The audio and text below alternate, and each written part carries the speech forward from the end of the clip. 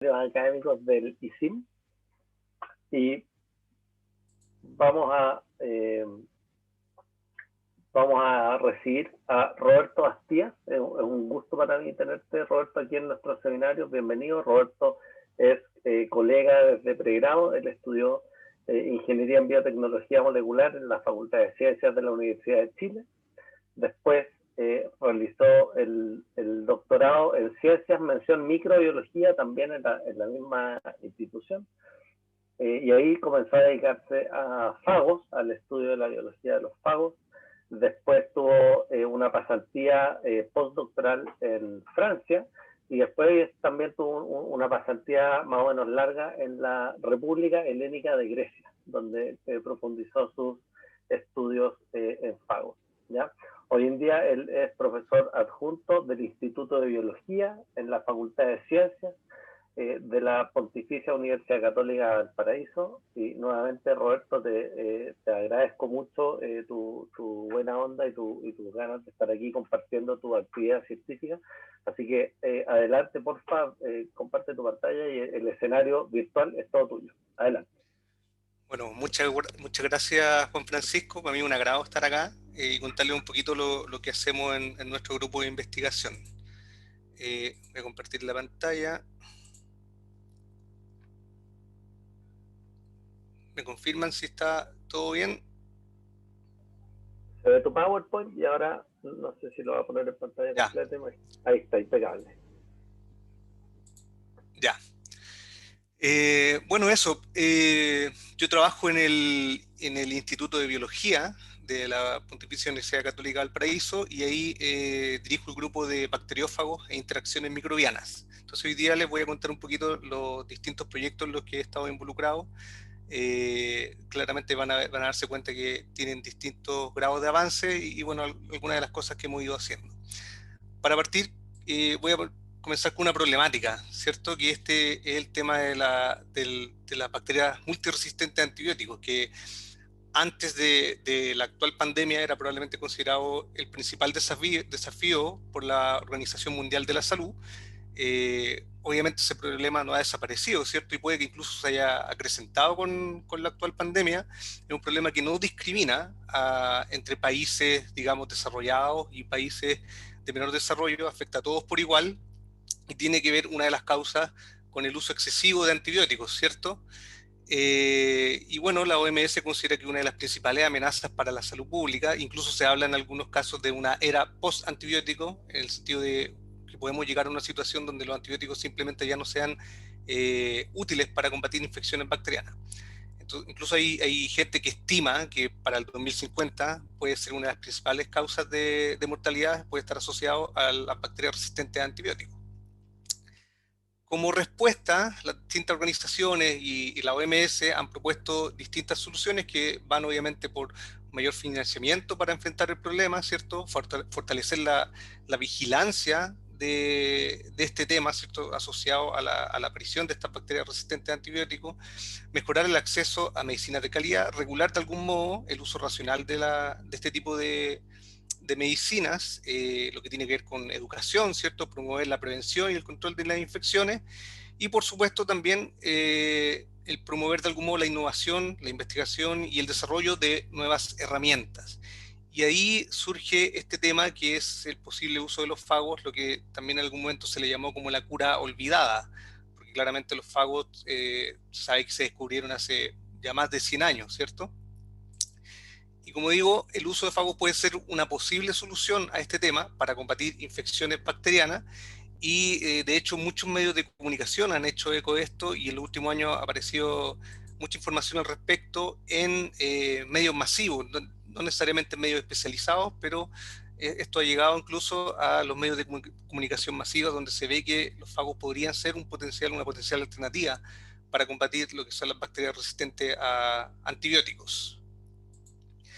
Pero partiendo de lo más básico, ¿qué son los fagos? ¿Cierto? Los fagos son básicamente, o bacteriófagos, son virus que infectan bacterias, ¿ya? Utilizan a la célula bacteriana para replicarse y reproducirse, ¿cierto? Son los depredadores naturales de las bacterias en el ambiente y pueden influir directamente la composición de las comunidades bacterianas a través de su efecto lítico, por un lado, pero también pueden afectar la evolución de las bacterias a través de procesos como, por ejemplo, la transducción. En términos estructurales, bien simple, los bacteriófagos corresponden a material genético encapsulado en una cabeza icosaédrica, ¿cierto? Una cápside proteica, y además tienen esta cola, que es básicamente el aparato que permite que el fago ingrese su material genético al interior de la célula, y las fibras de la cola, que son los que reconocen los receptores de la superficie celular.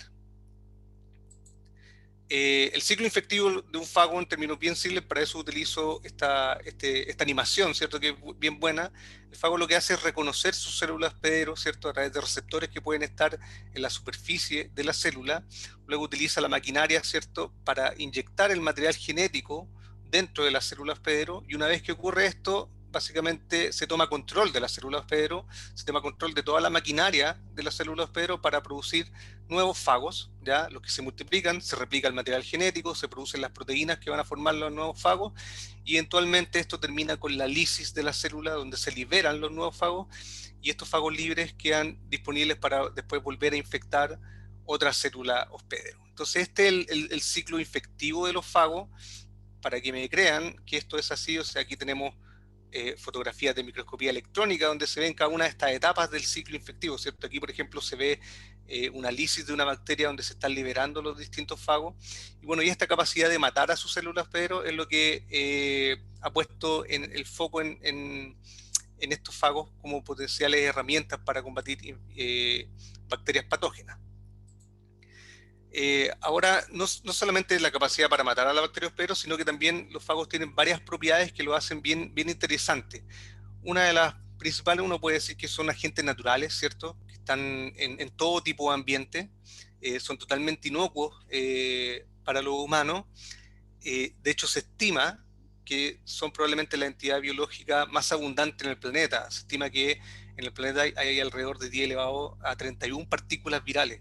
Esta imagen que se muestra acá es una fotografía bien clásica donde se toma una gota de agua y se tiñe el material genético con una sonda fluorescente, y los puntitos más grandes que ustedes ven corresponden a células y los más pequeñitos corresponden a partículas virales. En el fondo es una representación gráfica de las diferencias en proporciones que hay entre las células y los virus bacteriófagos. Otro dato que es bien interesante para ejemplificar la abundancia de los fagos en el planeta es que si uno pusiese todas las partículas virales que hay en el planeta en una secuencia, en un orden, imagínense una especie de filita india, esta fila desde la superficie de la Tierra se proyectaría al espacio en más de 42 millones de años luz. O sea, imagínense la cantidad de partículas virales o fagos que podemos encontrar en este planeta. Y cuando les digo que están en todos los ambientes, me refiero en todos lados, incluso dentro de nuestro cuerpo. Se estima que dentro del cuerpo humano hay alrededor de 10 elevado a 16 fagos, y de hecho muchos estudios asociados a microbiota en distintas partes del cuerpo han encontrado que además de bacterias y otro tipo de microorganismos, también hay fagos presentes, o sea que los fagos son parte de nuestra propia microbiota. Y otra característica que claramente también es bien interesante es que los bacteriófagos sí serían eficientes para eliminar una bacteria que es resistente a antibióticos, ¿ya? En ese sentido, el fago cuando infecta una bacteria, en el fondo el hecho de que la bacteria sea resistente o no es una condición que determina si el fago es capaz de infectarla y capaz de eliminar a la bacteria. Entonces, de algún modo, podrían ser útiles cuando los antibióticos ya no son útiles, podrían incluso usarse en algún modo en forma complementaria. Y otra cosa interesante es que los fagos de algún modo se replican dentro de sus células hospedero, y eso ya ofrece una diferencia por respecto a lo que pueden ser los antibióticos, ¿cierto? En términos de las dosis que uno tendría que aplicar. Pero tal vez la característica más importante y más diferenciadora entre los bacteriófagos y los antibióticos es que los bacteriófagos pueden ser extremadamente específicos. Entonces los antibióticos normalmente son de amplio espectro y no discriminan entre distintas bacterias. En cambio, los bacteriófagos, uno puede seleccionar un fago que sea específico para una cepa patógena, ¿ya? Entonces, en este ejemplo, ¿cierto? Imaginémonos que nosotros tenemos una cepa que es la cepa roja, que es patógena. Nosotros podemos seleccionar fagos que sean capaces de infectar exclusivamente esa cepa roja, dejando intacta al resto de las bacterias, y de este modo no alterarían las comunidades naturales bacterianas que pueden estar presentes en un organismo, en un ambiente, no alterarían esa microbiota, lo que es sumamente importante porque muchas veces estas bacterias son incluso beneficiosas para el organismo. Entonces ahí tenemos lo que podríamos decir una de las principales diferencias entre los antibióticos y los bacteriófagos. Ahora, estas propiedades, ¿cierto?, que tienen los bacteriófagos ha hecho que se les haya propuesto como antimicrobianos naturales en distintas áreas.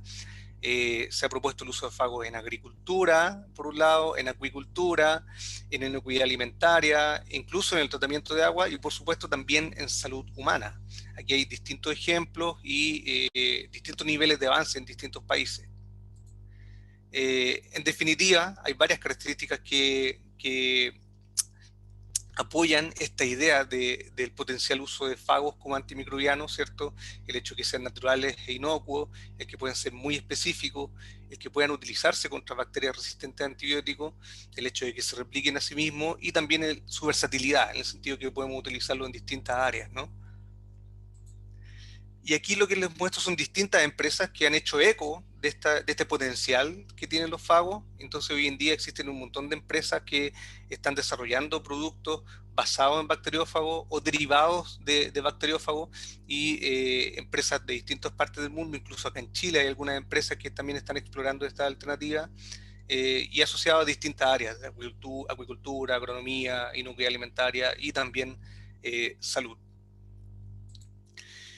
Acá lo que les muestro es probablemente uno de los ejemplos que generó mayores repercusiones o que tuvo mayor publicidad en cuanto al potencial uso de fagos para combatir infecciones bacterianas en humanos. Se trata de un caso de esta persona, de este caballero que se llama Tom Patterson, que, bueno, él tenía varias enfermedades de base y en algún momento él sufrió una infección con esta bacteria, ¿cierto?, multiresistente a antibióticos, que es Acinetobacter baumannii. Y bueno, esta persona generó una infección sistémica con esta bacteria, donde ya básicamente los tratamientos con antibióticos no daban resultado. Entonces, gracias a su señora que empezó a investigar, se llegó a esta alternativa del potencial uso de fagos para tratar de resolver este problema, conseguir una autorización para el uso de fagos como una especie de terapia piadosa, ¿cierto?, un tratamiento de emergencia.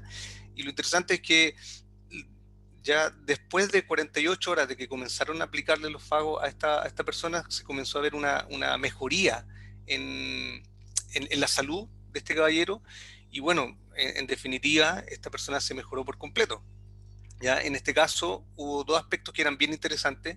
Una, que se utilizó el uso de fagos combinados con antibióticos, y otra cosa es que en el transcurso del tratamiento aplicaban estos fagos que aparecen acá en la publicación, ¿cierto? Y vieron que la bacteria fue capaz de desarrollar resistencia a los fagos. En este sentido, las bacterias muy versátilmente, ¿cierto?, pueden desarrollar resistencia a los fagos también, así como los antibióticos. La gracia es que en tan solo 10 días los investigadores fueron capaces de volver a aislar fagos que fuesen capaces de infectar estas bacterias resistentes, algo que probablemente no podría ocurrir con antibióticos. Entonces, como les digo, este caso generó mucho revuelo. A partir de esta historia, la señora escribió un libro, ¿cierto?, que incluso hoy día pueden encontrarlo en Amazon, se puede encontrar, y a partir de esto también la Universidad de San Diego desarrolló o creó un centro para evaluar terapias en base a bacteriófagos, para ya realizar ensayos clínicos en base al uso de bacteriófagos. Entonces, como les digo, este es uno de los casos que tuvo mayor publicidad. No es el único, hay muchos casos, durante los últimos años se han ido reportando varios casos del uso de bacteriófagos como terapia antimicrobiana, sobre todo asociado a esto del uso piadoso, ¿cierto?, como una terapia experimental. Y aquí, bueno, hay distintos ejemplos de distintas bacterias patógenas, son distintos ensayos que están reportados en la literatura donde se utilizan bacteriófagos como antimicrobianos contra bacterias patógenas. Ahora, claramente aquí la mayoría de los casos son ensayos utilizando modelos animales, ¿no? Lo que hay reportado en cuanto a ensayos clínicos en humanos todavía es poco. Y bueno, por qué pongo este símbolo de una salud? Es porque, bueno, si bien hablamos de la problemática de la resistencia a antimicrobianos, ¿cierto?, desde el punto de vista de la salud humana, lo cierto es que este no es un problema exclusivo, o las causas de este problema no están exclusivamente en el uso de antibióticos en salud humana. Finalmente hoy día entendemos que somos parte de un ecosistema y está todo conectado, ¿cierto? Entonces, lo que nosotros hagamos en otras áreas, como por ejemplo la producción animal, también puede repercutir en salud humana. Y es por eso que este problema de la resistencia a antibióticos tiene que enfocarse o enfrentarse como un todo, ¿no?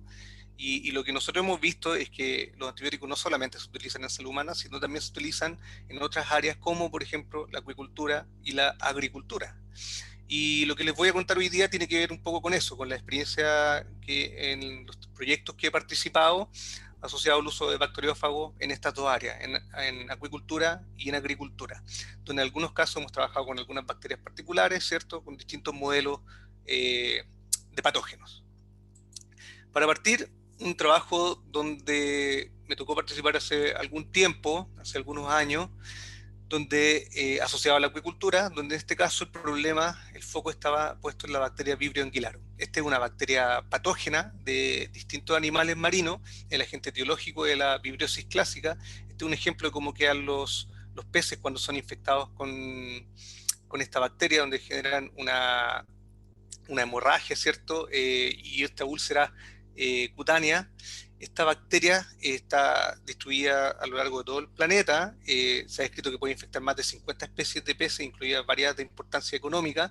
Se han descrito varios serotipos, pero los serotipos asociados a la infección, a la virulencia, son solamente estos tres. Para algunos de ellos hay vacunas desarrolladas, pero para el serotipo 3 todavía no había ninguna vacuna desarrollada. Entonces nosotros quisimos ver si podíamos ser capaces de prevenir o combatir la infección producida por esta bacteria utilizando bacteriófagos. Entonces lo que hicimos fue una aproximación bien clásica.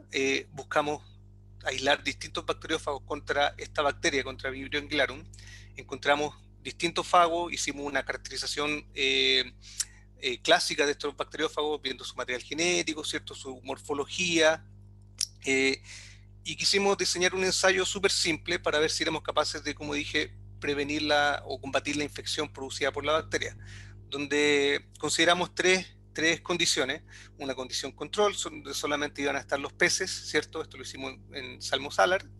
Una condición donde solamente íbamos a infectar con la bacteria, en este caso usamos una cepa que se aisló acá en Chile, que es la cepa PF4, y una condición donde, además de infectar con la bacteria, íbamos a agregar fagos. Y para esto seleccionamos dos de los fagos que nosotros aislamos. Por un lado, un fago que llamamos ALMC y otro fago que llamamos CHOED. Y bueno, lo primero que les muestro acá son los ensayos que hicimos con el fago ALMC, donde partimos utilizando una multiplicidad de infección de 7.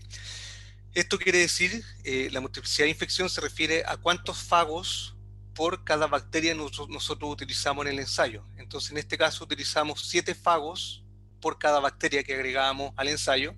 Y aquí muestro dos ensayos independientes, donde arriba ustedes ven la línea de sobrevida del control, es decir, no hay mortalidad, ¿no? En los tanques donde solamente no agregábamos ni bacteria ni fago, no había mortalidad de los peces. En cambio, donde infectábamos solamente con la bacteria, llegábamos casi a un 100% de mortalidad en ambos casos, ¿no? Y cuando agregábamos la bacteria, pero además agregábamos el fago a esta multiplicidad de infección, veíamos que éramos capaces de reducir la mortalidad. O sea, reducíamos la mortalidad casi en un 40%, ¿cierto? Entonces había cierto grado de protección otorgado por este fago.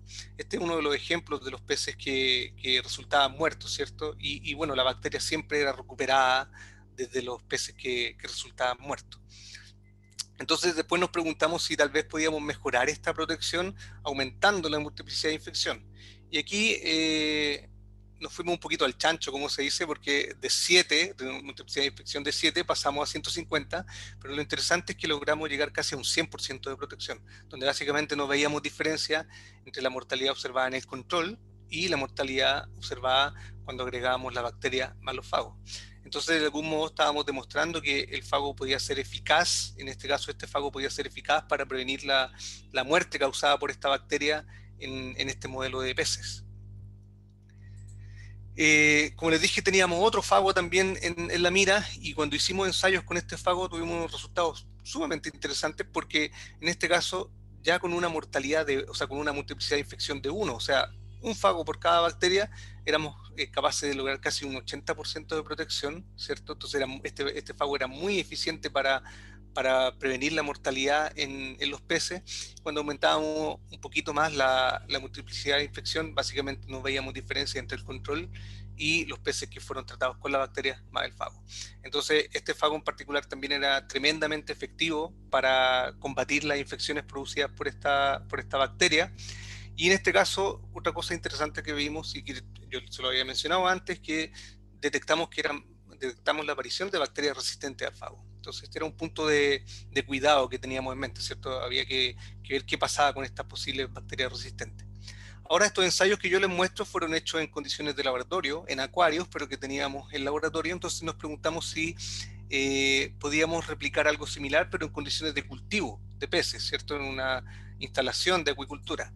Y bueno, entonces recreamos el ensayo en una planta de acuicultura que estaba ubicada en el sur de Chile, y en este caso utilizamos, pensando que podía ser un poco más complejo, utilizamos una mayor cantidad de multiplicidad de infección, mayor cantidad de fago, y vimos que efectivamente manteníamos un 100% de protección en estas condiciones reales de producción de peces, aunque en este caso la mortalidad que observamos era bastante menor, y esto probablemente se debe a que en este caso el ensayo era realizado en condiciones donde había un recambio de agua utilizando agua de mar, entonces donde probablemente había una comunidad de bacterias mucho más diversa que de algún modo también otorgaba protección a los peces.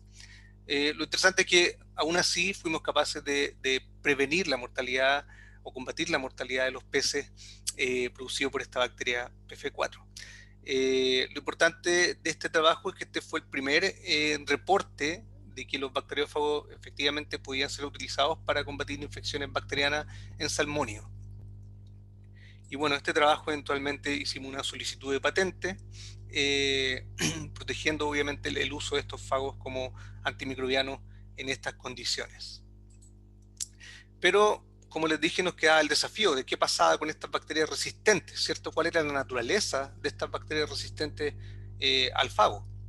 Y esto nos lleva a las distintas estrategias. Como les dije, este es un problema que puede observarse cuando se utilizan bacteriófagos, y para eso se han desarrollado distintas estrategias. Algunas de estas tienen que ver con el uso de mezclas de fagos, cócteles de fagos. Y esto tiene que ver con que si yo tengo una mezcla de distintos fagos que utilicen distintas rutas de infección, tal vez alguna bacteria va a ser capaz de adquirir resistencia, ¿cierto?, contra un fago, pero es mucho menos probable que adquiera resistencia contra varios fagos al mismo tiempo. Una bacteria por alguna mutación puede adquirir resistencia contra un fago, y esto puede ocurrir normalmente una probabilidad de 10 a la menos 7, pero que esa misma bacteria adquiere resistencia contra otro fago, ya sería una probabilidad de 10 a la menos 14, y contra un tercer fago ya sería una probabilidad de 10 a la menos 21. Entonces, de este modo, esta es una estrategia que se utiliza para evitar la proliferación de bacterias resistentes. Pero, y más aún, existía cierta evidencia de que si bien las bacterias podían adquirir resistencia a la infección de fagos, muchas veces esta resistencia podía estar asociada a algún costo, y ese costo muchas veces se traducía en una disminución en la virulencia. Y esto se explicaría porque los receptores que reconocen los fagos en la superficie de las bacterias, muchas veces la función natural de estos receptores tiene que ver con virulencia. Entonces, si este receptor, ¿cierto?, que es un componente natural de la bacteria, tiene una función dentro de la bacteria, sufre una mutación, y por lo tanto al mutar el fago no es capaz de reconocerla, es muy probable que este receptor tampoco pueda cumplir su función natural. Entonces, de algún modo, la mutación que otorgaba resistencia contra los bacteriófagos también podría estar produciendo una disminución en la virulencia. Nosotros hicimos una revisión bibliográfica y en verdad encontramos varios ejemplos de esto, donde se reportaba la presencia de bacterias resistentes a bacteriófagos, y estas bacterias de algún modo tenían una reducción en la virulencia y tenían alteraciones en los receptores que reconocían estos fagos. Entonces aquí nosotros nos preguntamos qué pasaba con nuestro caso, ¿cierto?, con los fagos que eran resistentes al fago CHOE-D. Y lo que hicimos fue aislar algunas cepas mutantes resistentes a este fago y las quisimos caracterizar. Inicialmente hicimos una caracterización fenotípica, donde vimos que efectivamente varias de las cepas resistentes, aquí lo que ustedes ven es una curva de crecimiento, donde vemos inmediatamente que hay una diversidad, ¿cierto?, en el crecimiento de las distintas bacterias resistentes, donde muchas de ellas presentan una disminución en su crecimiento, lo que probablemente es una representación de problemas de fitness también. No solamente eso, vimos que tenían alteraciones también en la producción de biopelículas, lo que es extraño, algunas producían más biopelículas, bastante extraño. También vimos que presentaban algunas diferencias en cuanto a la producción de proteasa o incluso en el perfil bioquímico. No se lo muestro acá por una cosa de tiempo. Y vimos otros aspectos que no estaban alterados, como por ejemplo la producción de hemolicina o sideróforo. También vimos que presentaban algunas de ellas alteraciones en el perfil del EPS. El EPS es un factor de virulencia conocido en esta bacteria. Aquí está el perfil de la wild type, y cuando vemos distintas resistentes vemos algunas que no tienen alteraciones, pero otras que sí tienen alteraciones en este perfil del EPS. Y otros casos muy interesantes donde bacterias incluso perdían completamente la motilidad. Aquí tenemos una bacteria wild type, ¿cierto? La cepa PF4, y aquí vemos una de las mutantes resistentes donde ha perdido completamente la motilidad. Entonces, en este punto, la pregunta era si todas estas alteraciones que veíamos en las bacterias resistentes se traducían en una disminución en la virulencia de la bacteria. Y para eso hicimos ensayos, pero en este caso utilizando larvas de peces. Son ensayos que hicimos en colaboración con gente del Centro Helénico de Investigaciones Marinas en Grecia, y utilizamos larvas de peces siguiendo de algún modo la política de las 3R, ¿cierto? De reducir, reemplazar o refinar la experimentación en animales. Y lo primero que vemos es que efectivamente, tal como lo que veíamos en el estudio fenotípico de estas mutantes resistentes, hay una diversidad en cuanto a los grados de virulencia que muestran las bacterias. Aquí tenemos un control donde no hay virulencia, y aquí tenemos en negro la cepa wild type, donde hay un alto grado de mortalidad, ¿cierto? Y vemos las distintas cepas resistentes donde hay una diversidad en cuanto a la mortalidad que producen. Aún así es interesante que cerca del 77% de las cepas resistentes presentan una disminución en su virulencia con respecto a la wild type. Pero otro detalle que también es importante destacar es que algunas de las cepas resistentes no presentaban la alteración con la cepa wild type. Entonces es un punto que para nosotros era muy importante, porque hasta el momento no se había reportado de que hubiese cepas resistentes a fagos que no tuviesen alteración en la virulencia. En este punto nos quisimos preguntar cuáles eran las características genotípicas de estas bacterias resistentes. En el fondo, si podíamos encontrar respuestas en el genoma de estas bacterias resistentes que explicaran de algún modo los fenotipos que estábamos viendo. Y entonces secuenciamos varias de estas cepas resistentes y efectivamente encontramos mutaciones en distintos genes asociados a transportadores tipo ABC, sistemas de secreción que pueden estar asociados a virulencia en esta bacteria, la producción de toxinas, en la quimiotaxis o incluso en sistemas de quorum sensing. Un caso interesante es el de esta cepa R6, que esta bacteria normalmente tiene un profago que está en dos copias, uno en un cromosoma 1 y otro en el cromosoma 2, y vimos que ambos profagos se habían perdido, lo que de algún modo también podría estar explicando por qué la pérdida de la virulencia de esta cepa en particular, ¿no? Vimos otros casos también súper interesantes, como esta cepa R8. En este caso, esta bacteria tenía una mutación en el factor sigma 54 o el gen RPON, que es interesante porque este factor sigma es el que está asociado a la expresión de los genes asociados a la síntesis del flagelo, ¿ya? Entonces, este factor sigma es necesario para la síntesis del flagelo. Y cuando vemos la motilidad de esta bacteria, efectivamente, esta bacteria es totalmente inmóvil. Y cuando vemos esta bacteria, efectivamente no tiene flagelo, ¿ya? Lo que en el fondo es coherente con las mutaciones que fuimos encontrando. Y no solo eso, esta bacteria también es la que presenta la menor virulencia. Y de hecho se ha descrito para esta bacteria, para Vibrio anguillarum, que la motilidad es un factor de virulencia sumamente importante al inicio de la infección. Entonces, si esta bacteria no es capaz de moverse y de colonizar al pez, en este caso la larva, tiene mucho sentido con las mutaciones que encontramos. Entonces, en definitiva, vimos que efectivamente la resistencia a los bacteriófagos puede estar asociado a una reducción en la virulencia, ¿cierto?, que se explica por las mutaciones que portan. Sin embargo, esto no es algo que sea general para todos los casos, donde vimos algunas excepciones donde efectivamente no había cambio en la virulencia. Entonces esto refuerza la idea de que es importante estudiar cada uno de los sistemas fagobacterias antes de siquiera proponerlo como un potencial antimicrobiano. Otro ejemplo, también asociado a acuicultura, pero que tiene una aproximación un poco distinta, porque aquí no estamos enfocados en una bacteria particular, sino que aquí vemos el caso que tiene que ver con la producción de otro tipo de peces. En este caso, en la acuicultura mediterránea, en la producción de peces, en la etapa de crecimiento larval, se da que normalmente hay mucha mortalidad asociada. ¿Ya? Pueden haber hasta 50%, hasta casi 90% de mortalidad en el desarrollo de las larvas. Y se piensa que parte de esta mortalidad puede estar asociada a la necesidad de alimentarlos con presas vivas, ¿ya? Parte de la alimentación de la dieta de estas larvas tiene que ser con presas vivas, y cuando se alimenta estas presas vivas vienen con una carga de vibrios muy alta.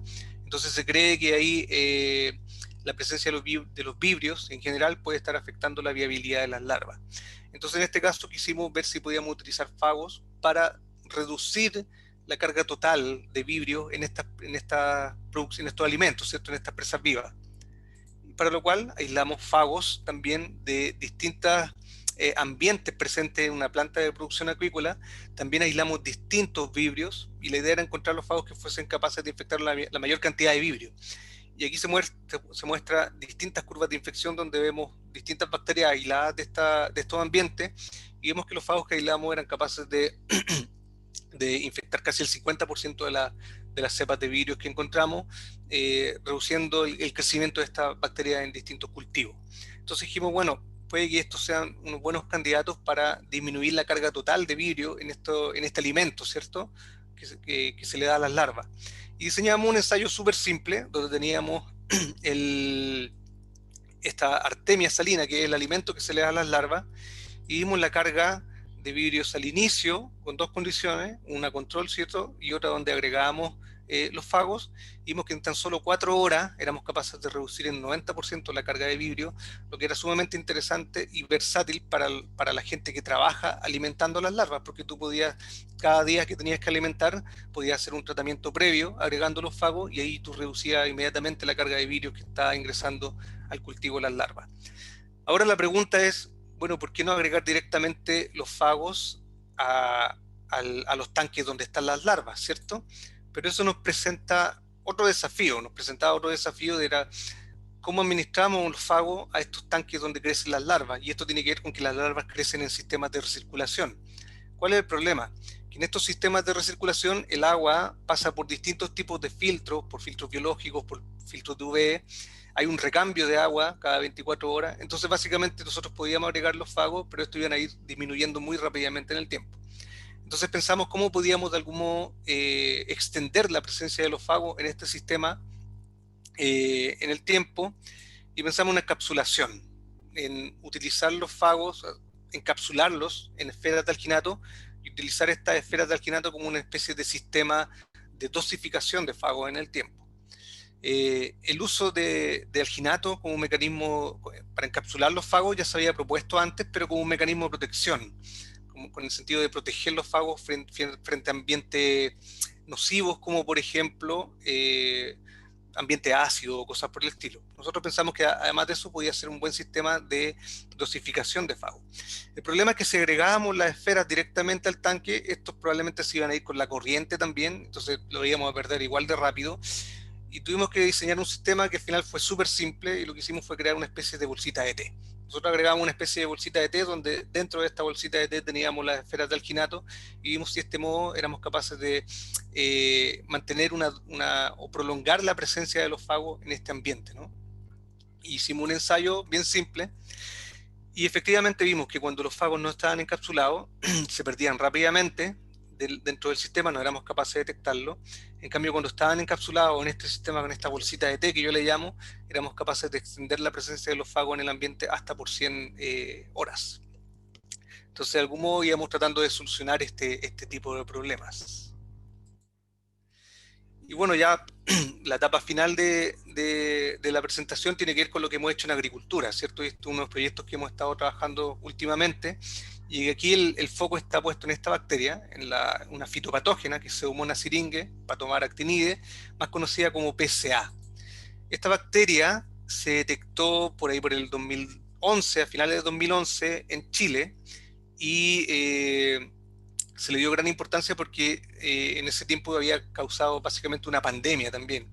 Estaba presente esta misma bacteria en los principales países productores de kiwi en el mundo. Hoy en día ya se estima que está muy extendida dentro de todos los cultivos acá en Chile. El SAC en su momento la tuvo en calidad cuarentenaria, ¿cierto? Ahora hace poco tiempo liberó esa restricción, y obviamente esto ha implicado hartos costos para los productores de kiwi. Básicamente los árboles, cuando son atacados con estas bacterias, se mueren finalmente. Y una cosa interesante en cuanto a la producción de kiwi, que yo no tenía idea, y cuando empezamos a trabajar en esto me di cuenta, es que en la producción de kiwis también en etapas específicas del cultivo se utilizan antibióticos. O sea, imaginen esto, se liberan antibióticos directamente a los campos. Acá en Chile tenemos cerca de 10.000 hectáreas plantadas con kiwi, entonces imagínense la cantidad de antibióticos que pueden estar liberándose al ambiente. Bueno, entonces cuando comenzamos a trabajar en esto, lo primero que quisimos saber cuál era la bacteria que estaba presente acá en Chile. Entonces obtuvimos varios aislados que nos dio el SAC, que provenían de las zonas más afectadas por esta bacteria. Las caracterizamos molecularmente y vimos que todas pertenecían al Biovar 3, que es precisamente el Biovar que estaba causando la pandemia acá, bueno, la pandemia en los distintos países, en Italia, en Nueva Zelanda y acá en Chile. Una cosa interesante que encontramos con esta bacteria es que demostramos que era capaz de producir ácido indolacético, que es una fitohormona que algunas fitopatógenas producen como parte de sus mecanismos de infección. Y bueno, utilizamos estas bacterias como hospedero para aislar fagos capaces de infectarlas, ¿no? Y fuimos capaces de aislar varios fagos, los que caracterizamos también inicialmente de acuerdo a su genoma, ¿cierto? A su resistencia a condiciones ambientales, pensando en potenciales condiciones a las que podían verse enfrentados los fagos en la producción de kiwi, ¿no? En el ambiente. Vimos la capacidad para infectar la bacteria, que hay distintas curvas de infección, con distintas multiplicidades de infección, y vimos que la mayoría de los fagos son extremadamente eficientes para eliminar a la bacteria en un cultivo, incluso con MOIS, con multiplicidades de infección de 0,1. En cambio otros no, ¿cierto? Otros no eran tan eficientes. En base a todos estos análisis seleccionamos 4 fagos, ¿ya? Y vimos efectivamente si los fagos, quisimos ver si eran eficientes para eliminar la bacteria sobre la planta de kiwi. Entonces partimos haciendo algunos ensayos in vitro, donde vimos que efectivamente los fagos eran capaces, aquí lo que vemos la carga bacteriana de PCA, en 2 condiciones, donde está la bacteria sola y la bacteria con los fagos, y vimos que efectivamente entre horas éramos capaces de eliminar por completo la bacteria de la superficie de las hojas de kiwi. También diseñamos un ensayo con estos discos de hoja para ver si los fagos eran capaces de reducir el daño producido por la bacteria. Una cosa es eliminar la bacteria y otra cosa es que se reduzca el daño que produce, ¿no? Aquí vemos los distintos índices de daño en el ensayo que desarrollamos, y vimos que efectivamente al agregar esta mezcla de fagos éramos capaces de reducir de algún modo el daño producido por la bacteria en este tejido de hojas de kiwi. Luego quisimos ver si esta misma protección la podíamos obtener sobre plantas de kiwi, para lo cual hicimos ensayos con plantas en un invernadero que instalamos allá en la universidad. Aquí ven el índice de daño sobre las hojas de kiwi producidas por la bacteria, y vimos primero que en estas condiciones también éramos capaces de reducir la carga bacteriana sobre la planta, y también éramos capaces de reducir el daño producido por la bacteria sobre la planta misma. Lo que es interesante, los fagos ofrecían mayor grado de protección que el cobre, que es un elemento que se utiliza hoy día habitualmente como antimicrobiano en la agricultura. Entonces, bien auspicioso estos resultados. Lo que era uno de los problemas es que vimos que la carga, si bien reducíamos la carga bacteriana en las plantas de kiwi, el fago también se perdía muy rápidamente. El fago no era capaz de persistir durante mucho tiempo sobre las plantas. Entonces, como dice acá, solamente éramos capaces de detectarlo hasta las 48 horas y después no éramos capaces de detectar los fagos. Entonces quisimos pensar en cómo podíamos extender la viabilidad de los fagos sobre las plantas. Y probamos distintos tipos de compuestos que encontramos en literatura que podían de algún modo otorgar protección a los fagos en el ambiente. Esto lo ensayamos primero en condiciones de laboratorio y después lo ensayamos en una estación experimental que tiene la Universidad en Quillota sobre plantas de kiwi. Aquí no trabajamos con la bacteria, solamente con el fago y viendo si persistía en el tiempo. Cuando agregábamos los fagos solos, estos desaparecían rápidamente. En cambio, cuando probábamos los distintos excipientes, no puedo decirles cuáles son porque esto puede estar sujeto a protección intelectual, pero veíamos que éramos capaces de extender la viabilidad de los fagos en el tiempo. Ahora, la importancia de no solamente quedarse con el resultado in vitro, sino también ver qué pasa en campo, es que uno puede encontrarse con imprevistos, como por ejemplo, muchos de los compuestos que se comportaban muy bien in vitro y que eran capaces de otorgarle protección a los fagos, también resultaban muy atractivos para la hormiga, ¿cierto? Entonces las plantas se nos llenaban de hormigas, entonces eso claramente uno tenía que descartarlo. Y finalmente, entonces, en base a estos resultados, a consideraciones prácticas como esta y también aspectos económicos, porque algunos compuestos, si bien eran muy eficientes para proteger los fagos, también eran muy caros. Entonces, para una empresa no iba a ser atractivo utilizarlo dentro de una formulación. Seleccionamos algunos para hacer ensayos ya en campo, ¿cierto? En huertos productivos de kiwi. Nos asociamos a alguna empresa exportadora y quisimos evaluar en dos lugares, condiciones agroclimáticas distintas, en Peumo y en Linares. Hicimos ensayos allá donde fuimos aplicando fagos en paralelo a los antimicrobianos naturales que se aplican en esos lugares a lo largo de la temporada de producción de kiwi. Y bueno, aquí el testigo, que es básicamente el control, donde no agregamos ningún tratamiento, el cobre, que es el tratamiento habitual, y distintos tratamientos que nosotros diseñamos. Y vimos que algunos simplemente no otorgan protección a las plantas, pero algunos, como estos, son bastante interesantes para otorgar protección a la bacteria protección a las plantas contra la infección bacteriana. Este es un trabajo que estamos en desarrollo. Algunas cosas que estamos haciendo es análisis de la carga bacteriana en estas plantas. Hemos tomado las muestras, estamos analizando las comunidades bacterianas en estas plantas. Obviamente esto está un poco retrasado por el tema de la pandemia. Pero también nos encontramos con un desafío en este tema, porque una cosa es hacer ensayos experimentales y otra cosa es producir fagos para que una empresa los pueda comercializar y aplicarlo en grandes cantidades, en hectáreas y hectáreas de producción de kiwi. Entonces ahí el desafío era cómo diseñábamos un método eficiente de producción de fagos. Y esto ya es lo último. La aproximación experimental que pensamos era, primero, pensar en medios de cultivo alternativos, porque nosotros producimos los fagos en laboratorio con nuestros medios de cultivo, pero para una empresa puede ser extremadamente caro utilizar ese tipo de medio de cultivo. Entonces empezamos en buscar distintos medios de cultivo. En base a eso, estimamos los parámetros cinéticos de replicación de los fagos y de la bacteria, y todo eso lo pusimos en un modelo computacional para computacionalmente optimizar un sistema de producción de fagos, lo que luego sería validado experimentalmente. Entonces, efectivamente, encontramos medios de cultivo alternativos que eran bastante más eficientes para crecer la bacteria, de una curva de crecimiento de la bacteria en LB y otro medio de cultivo. También los fagos se replicaban en forma más eficiente, algunos, no todos, en este medio de cultivo alternativo, donde teníamos tasas de eclosión, es decir, producción de fago por cada célula infectada bastante mayores. Aquí ven todos los indicadores, estos parámetros cinéticos, y todo esto lo utilizamos para desarrollar un modelo de producción de fago, donde tenemos en un lado un reactor donde crece la bacteria, otro reactor donde ocurre la infección, ¿cierto?, donde la bacteria es infectada por los fagos, y otro reactor donde recolectamos los fagos. Y esto lo evaluamos experimentalmente. Primero lo optimizamos computacionalmente, ¿cierto?, y después lo evaluamos experimentalmente con este bioreactor. Y lo que vimos, lo que ustedes ven acá en las líneas segmentadas, corresponde a los modelos que nosotros desarrollamos de producción de estos 4 fagos. Y lo que ustedes ven, los puntitos, son los puntos que nosotros tomamos cuando evaluamos experimentalmente estos modelos, donde básicamente nos acercábamos muy bien a lo que habíamos modelado, y fuimos capaces a través de esto de aumentar 10 veces la producción de fagos. Ahora claramente esto puede optimizarse, porque esto lo hicimos en condiciones de pandemia, entonces no podíamos tomar todos los puntos y manipular en forma muy precisa los reactores, pero esto claramente puede ir optimizándose, pero por lo menos valida el modelo que de algún modo desarrollamos. Y esto me lleva a los mensajes finales de la presentación, donde básicamente quiero que se queden con la siguiente idea, ¿cierto? Primero, que los bacteriófagos pueden ser efectivos para eliminar bacterias patógenas, ¿cierto? Que pueden utilizarse en distintos contextos, en distintos sistemas de producción, incluyendo la acuicultura y agricultura, como les mostré acá.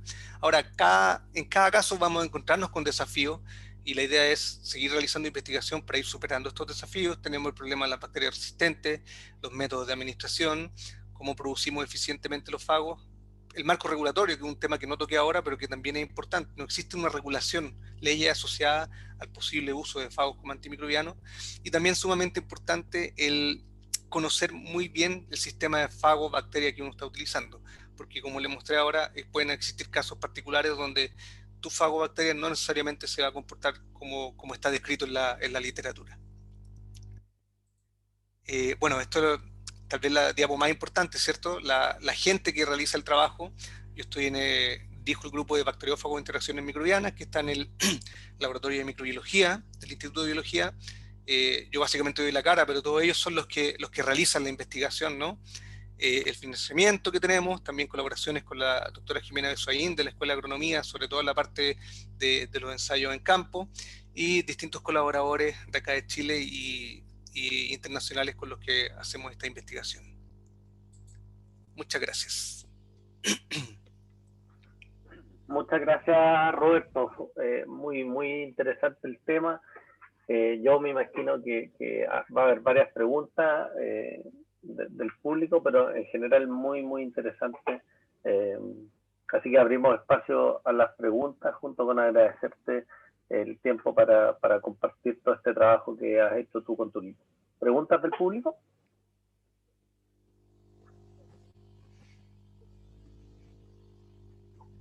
Iván, dale Iván.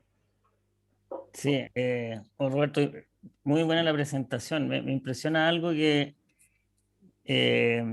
con respecto a un switch que parece que hay, no sé si es tan inocente, pero en la patente que tú presentas hay, o sea, no hay una continuidad en eso, porque según veo, los fagos en realidad no se puede patentar, que son productos que ocurren naturalmente. Entonces me encanta el switch que haces desde hacia un modelo en el cual la innovación tecnológica va no en proteger digamos, el fago, sino que en tres cosas que mostraste, que era un sistema de encapsulación y liberación. Mostraste uno que eran aditivos para mantener la temporalidad, digamos, del efecto, ¿no es cierto? Y al final un modelo de escalamiento de la producción del fago. O sea, en realidad, cuando tú tienes, lo que veo ahí, no sé si compartes, que cuando tienes un problema donde lo biológico no se puede proteger para explotarlo, el cuento de los procesos pasa a ser súper importante para eventualmente transferir la tecnología, digamos. No sé si concuerdas conmigo o si hay algunas áreas, digamos, adicionales donde alguna vez alguien va a poder proteger el fago como tal, digamos, sintético, digamos. No sé si hay avance en eso. Sí, mira, tal vez en un principio, hace años atrás, era más fácil tratar de proteger los fagos y su uso industrial, ¿cierto? Si ese es el cuento, que uno no puede proteger el fago por sí mismo, sino que también tiene que proteger su uso en cierto sector industrial. Y hoy en día, ningún perito va a aceptar una patente de protección de fago, ni siquiera su uso en un sector por sí solo, porque hoy en día ya resulta evidente. O sea, no es novedoso que tú digas que vas a utilizar un fago para combatir una infección microbiana. Y el foco está en lo adicional que tú puedas entregarle. Por eso que están las formulaciones o cómo ir resolviendo estos problemas prácticos que pueden ir surgiendo. De hecho, es por eso que nosotros, por ejemplo, la primera parte del uso de fagos con estas plantas de kiwi, todos los ensayos que tenemos en invernadero, todo eso lo publicamos, porque en el fondo eso no va a ser sujeto de protección intelectual. Pero todas las otras cosas asociadas sí pueden ser sujetas a protección intelectual, porque es todo lo adicional, ¿no? Es como tú resuelves los problemas. Y si tú me preguntas a mí, en términos bien honestos, aislar un fago y caracterizarlo hoy en día no es complejo. Hoy día no es complejo, o sea, es bastante simple, dependiendo del modelo bacteriano que tú utilizas. Se pueden aislar fagos, se puede aislar rápidamente fagos, tú puedes caracterizarlo, pero de ahí a que te funcione, ¿cierto? A que tú superes todos estos desafíos adicionales es otro tema. Y yo creo que muchas de las empresas que están trabajando en esto están enfocadas en eso. Y ahí es donde tienen más cuidado con su información, donde no revelan en qué consisten sus formulaciones, cómo producen los fagos y todo ese tipo de cosas. No, genial, genial, excelente, muchas gracias. Gracias, Iván. Fernando. Sí, bueno, muchas gracias Roberto por la presentación, muy didáctica. Yo quería hacerte dos preguntas bien cortitas desde la ignorancia total. ¿Cómo uno selecciona un fago específico para una bacteria específica? ¿Hay base de datos donde eso ya está puesto y uno simplemente escoge o tiene que hacerlo empíricamente? Y la otra consulta es, en estos experimentos que nos mostraste, de experimentos controlados de laboratorio, donde ponen un fago para proteger o para aumentar la sobrevida de los peces, ahí uno utiliza un control con un fago no relacionado para poder demostrar que el efecto es específico y no simplemente se debe a que estoy agregando una tonelada de virus al sistema. Sí, mira, con la primera tiene que ver con las metodologías para aislar fagos. Tú básicamente lo que haces es, tú tienes un cultivo de tu bacteria que te interesa, ¿cierto? Tomas una muestra donde tú piensas donde pueden estar los fagos presentes y lo que hace es inocular ese cultivo con esa muestra, ¿cierto? Entonces, si en esa muestra hay un fago capaz de infectar a la bacteria, tú esperas que se reproduzca en esa bacteria y en el fondo el cultivo se enriquezca en el fago. Puedes tener varios fagos, ¿cierto? Eventualmente tú tienes que aislar los distintos fagos y cuando quieres que sea específico, tú vas a tener una batería de distintos fagos y tú puedes ver, haciendo una especie de un estudio que se llama estudiar el rango hospedero, de ver a qué cepas distintas es capaz de infectar un mismo fago. Y ahí tú seleccionas el que tiene el rango hospedero más estrecho, es decir, el que sea más específico. Tú puedes, por ejemplo, tratar de aislar fagos que tengan rangos de hospedero un poco más amplios. Y en ese caso, el cultivo, en vez de tener una única cepa, utiliza una mezcla de cepas, ¿ya? Y de ese modo vas tratando de aislar fagos que tengan un rango de hospedero un poquito más amplio. Pero al final tú siempre tienes que caracterizarlo inicialmente y seleccionar el que te interesa. Yo, por ejemplo, no entré en los detalles de las estrategias replicativas de los fagos. Los fagos tienen ciclos de reproducción, ciclos líticos, que son los que yo mostré ahora, pero también hay fagos que hacen el ciclo lisogénico, que básicamente no lisan a la bacteria hospedero. Entonces tú también tienes que descartarlo, ¿ya? Por eso que es sumamente importante la parte de la caracterización. Y con respecto a la otra, en los ensayos que nosotros hicimos no utilizamos fagos distintos porque básicamente nosotros ahí había una limitación en cuanto a espacio, en cuántos tanques podíamos utilizar. Los ensayos que se realizan normalmente, en este caso tú lo que haces es, por un lado, comparar contra otros métodos antimicrobianos que se utilizan habitualmente, como podría ser usar antibióticos, que es lo que nosotros usamos, en el caso de agricultura usamos cobre, y para evitar que sea, o para confirmar que sea un efecto inespecífico, eso mismo tú lo puedes evaluar en condiciones de laboratorio. ¿Ya? Previamente, tú esa bacteria la puedes tratar con distintos fagos y ver qué fago la afecta y cuál no. ¿Ya? No he visto ensayos donde utilicen fagos no específicos contra la bacteria en un ensayo como una especie de control. He visto ensayos donde utilizan, por ejemplo, el fago por sí mismo, solo, sin la bacteria, como para descartar que el fago tenga un efecto nocivo. No sé si eso responde la pregunta. Muchas gracias. Gracias, Roberto. Pablo. Sí, muchas gracias, Roberto. Interesantísimo, muy entretenida la presentación además y todo lo que han hecho. Te quería preguntar por la forma de administración en del tratamiento. ¿Lo hacen igual que los productos como el cobre, con aerosoles, con fumigaciones de fago? ¿Y cómo se protegen las personas por el eventual riesgo como de un agente infeccioso? Sí, mira, en este caso, a ver, los métodos de administración es todo un mundo también. Ahí uno tiene que evaluar un montón de cosas, detalles, así como anecdóticas, que uno va aprendiendo en el momento. Por ejemplo, cuando uno agrega los fagos allá, tiene que considerar incluso el viento, porque tú de repente estás tratando de agregar en un campo y el viento te llega a la aplicación a otro campo. Son detalles que uno tiene que ir aprendiendo. En este caso los fagos, nosotros sabemos que son inocuos, ¿cierto? Son específicos para esta bacteria. De hecho, lo que hicimos fue también evaluar que no infectaran a otras bacterias que son parte de la microbiota natural de las plantas de kiwi. Entonces, en ese sentido, los fagos por sí solos no serían nocivos para la persona que aplica. ¿ya? Otro punto que sí habría que considerar es los posibles excipientes. Ahí de repente, dependiendo del excipiente que uno utiliza, uno podría tener tal vez más cuidado, pero en principio son totalmente inocuos. De hecho, en Estados Unidos, incluso algunas formulaciones de fago están autorizadas para aplicación en alimentos que están listos para el consumo. La FDA ha utilizado el uso de fagos sobre alimentos listos para consumo. Y con respecto a la aplicación misma, efectivamente lo usamos por estas pulverizadoras, ¿cierto? Utilizamos pulverizadoras de espalda, que se llama, o incluso algunas como carretilla, y tratamos de utilizar el mismo sistema que se utilizaba en la aplicación de cobre. Esa es la idea, seguir las mismas condiciones.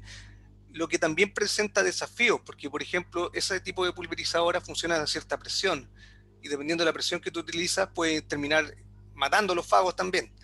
Entonces son varios detalles que uno tiene que ir considerando. Gracias. No sé si hay más preguntas del público. Roberto, yo te quiero hacer una pregunta. Tú comentaste al principio de tu presentación ese caso de uso compasivo de fagos para un paciente en una condición crítica. Obviamente con la salvedad que tú estás trabajando más en el lado agro, en el lado más de producción, ¿cómo es el futuro en medicina? ¿Cómo ves las potenciales aplicaciones en medicina? ¿Y has tenido aproximaciones con gente que está trabajando con situaciones clínicas compatibles con el posible uso de fagos?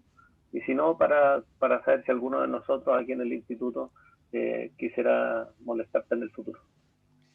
Mira, esa es una pregunta que al final es súper interesante, y yo creo que la respuesta depende del país que tú estés hablando. ¿Por qué te digo eso? Porque el uso de fagos como antimicrobiano en salud humana, en todos los países, o en muchos de los países que forman parte de la ex Unión Soviética, en Europa del Este, es un tema que se viene haciendo desde hace años, ¿ya? Incluso es parte del sistema de salud público. Yo tuve la oportunidad de estar haciendo una pasantía en Georgia, ¿ya? Ex Unión Soviética, donde está uno de los institutos más importantes del uso de fagos como antimicrobianos, y allá tú puedes ir a una farmacia y comprar cápsulas de fago. Incluso a los niños les dan en forma preventiva los fagos antes de invierno. Hay formulaciones que son estomacales, formulaciones que son para enfermedades respiratorias. Hay clínicas, ¿cachai? Hay clínicas donde tú puedes ir y dices, mira, tengo una enfermedad persistente causada por una bacteria resistente, y la gente allá te aísla fagos específicos contra esa enfermedad persistente, esta infección persistente que tiene. Entonces, en todo lo que son estos países de Europa del Este está sumamente desarrollado. Lo que es la parte occidental del mundo está surgiendo, ¿ya? Como te dije, hay varios ejemplos siempre asociados al uso experimental. Hay gente que está discutiendo en Europa, hay ensayos clínicos que se están desarrollando para problemas específicos en Europa. Hay varios investigadores que se están reuniendo para tratar de avanzar en una especie de marco regulatorio, ¿ya? Que regule este tipo de terapia. Y otra cosa interesante, hay algunos laboratorios que lo que están haciendo es ofrecer terapias personalizadas, porque eso es lo que yo creo desde el punto de vista de salud. Yo creo muy difícil de que en algún momento los fagos vayan a reemplazar a los antibióticos. Yo creo que eso no va a ocurrir nunca, porque los antibióticos tienen ventajas que los fagos no tienen. Por ejemplo, el mismo hecho de que tú, para usar un fago, tienes que conocer previamente cuál es la bacteria que está causando la infección, tienes que ser capaz de cultivarla. Entonces involucra más tiempo, ¿no? Yo lo veo más como un complemento, y en ese sentido, como te digo, hay algunos laboratorios que están desarrollando terapias personalizadas, donde gente que tiene estos problemas puede acudir, y estos laboratorios lo que hacen es aíslan fagos capaces de infectar estas bacterias que están causando los problemas. Si tú me preguntáis por el futuro, yo creo que va por ese lado, como por el lado de terapias más personalizadas, donde donde los fagos pueden resolver los problemas que los antibióticos no están resolviendo. Yo creo que por ahí va la cosa. Y en cuanto a lo que nosotros hacemos, mira, yo en general siempre he estado súper abierto a todo tipo de colaboraciones. Las áreas en las que me he ido especializando tienen que ver más que nada con los contactos que uno va haciendo, ¿cierto? Y cuando hablamos de salud humana, claramente eso tiene unas complejidades totalmente distintas, ¿cierto? Nosotros Estamos abiertos a las colaboraciones, desde ese punto de vista no hay ningún problema. Es un tema que hemos conversado con otros colegas. Acá en Chile somos muy poquitos los que trabajamos en Fago y varias veces hemos conversado de por qué nadie ha abordado la parte de salud humana, ¿no? Yo sé que, por ejemplo, si no me equivoco, en Coaniquén tienen un proyecto que están desarrollando hace tiempo con Staphylococcus aureus, pero no sé qué tan avanzado pueda estar. Y desconozco otra gente que esté trabajando pensando en salud humana. Sí sé hay gente que está trabajando en inocuidad alimentaria y en otras áreas, ¿no? Pero nosotros siempre hemos sido abiertos a cualquier tipo de colaboración. O sea, a mi laboratorio ha llegado gente, por ejemplo, que quiere aislar fagos para usarlos en tratamientos de agua servida, y donde simplemente van al laboratorio, les enseñamos cómo hacer las cosas, y ellos después lo aplicarán en su laboratorio. En ese sentido nosotros no tenemos problemas. Mientras más gente quiera estudiar fagos, nosotros felices. Muchas gracias, Roberto. ¿Había por ahí un par de manos levantadas o no? Última ronda de preguntas. Bueno, de no ser así, muchas gracias nuevamente a Roberto Bastías, que se tomó el tiempo de conectarse y estar con nosotros en este seminario académico. Gracias a todos por asistir. Nos vemos el próximo miércoles, también al mediodía. La mitad de la facultad va a quedar en cuarentena porque están en Los Arnechea, la otra no, porque están Las Condes. De todas maneras, sigan cuidándose, porfa, y siguiendo todas las medidas que la autoridad nos imponga. Bueno, saludos a todos. Nuevamente, gracias, Roberto. Dime. Sí, no, yo quería agradecer la invitación. Muchas gracias por permitirme compartir lo que hacemos y gracias a ti, Juan Francisco, un amigo de hace mucho tiempo, por la invitación. Ya te cobraremos la vuelta de mano, ¿no? Sí, feliz, ¿no? Mientras más conversas de ciencia haya y menos conversas de otras cosas, mejor para todos. Así que, nada, gracias, Roberto, de nuevo, y saludos a todos. Ya saben que los que tengan invitados, invitadas, que quieran traer a los seminarios, porfa, todos saben cómo ubicarme. ¿Ya? Saludos a todos y muchas gracias. Chao, gracias. Bien.